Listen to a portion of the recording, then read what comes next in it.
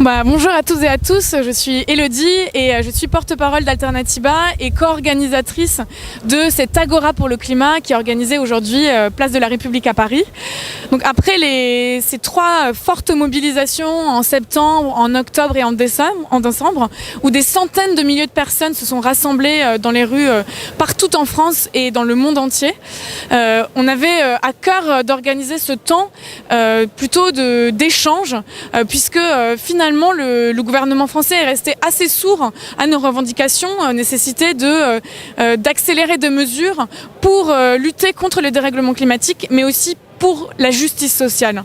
Et aujourd'hui, l'enjeu de cet après-midi d'Agora, on a donc 5 commissions avec différentes thématiques qui vont toutes inciter les personnes présentes à passer à des moyens d'action collective. Puisqu'on sait que pour lutter contre le dérèglement climatique, les petits pas ne suffisent plus. Les éco-gestes que l'on peut faire au quotidien ne suffisent plus. Il faut qu'on aille plus loin et surtout beaucoup plus vite. Alors, on a vu tout à l'heure que vous avez annoncé en tout cas la date du 15 mars pour une journée de grève mondiale. Expliquez-nous le but et l'enjeu de cette journée. Tout à fait. Alors, Greta Thunberg, qui est donc cette jeune Suédoise de 15 ans qui a commencé à faire la grève de l'école dès la fin du mois d'août, a fait un peu des émules partout dans le monde et elle a appelé à rejoindre cette journée internationale de grève de l'école. Et en France, on compte bien se saisir que les collégiens, les lycéens et les étudiants s'engagent également pour le climat. Et on appelle, nous, également à une mobilisation le 16 mars, et une grande mobilisation citoyenne pour le climat et la justice sociale. On a vu qu'ici, vous êtes organisé avec plusieurs pôles. Pour ceux qui nous regardent, alors est-ce que vous pouvez nous expliquer les différents pôles d'échange et l'objectif après les conclusions, comment on va s'en servir en faveur du climat?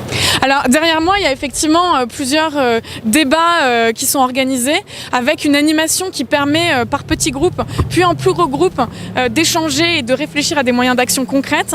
On a un pôle autour de la question de la fin du monde et la fin du mois. Comment on fait en sorte d'allier des mesures contre le dérèglement climatique qui favorisent également la protection sociale des plus précaires. On a une autre commission qui sera davantage sur comment on change notre ville au niveau local, comment on change Paris, comment on change l'Île-de-France. Une commission sur le grand débat, puisque un grand débat national a été lancé par le gouvernement. Comment on pèse dans le cadre de son grand débat, mais aussi en dehors, pour porter nos revendications.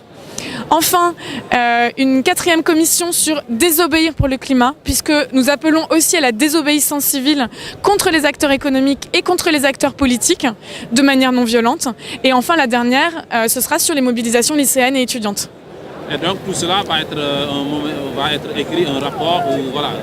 Alors il y a des groupes Facebook qui ont été mis en ligne par commission, mais aussi un groupe général qui s'appelle 2019 Année du climat, que je vous invite à rejoindre, où on pourra effectivement retrouver l'ensemble de ces mesures et continuer les discussions par la suite.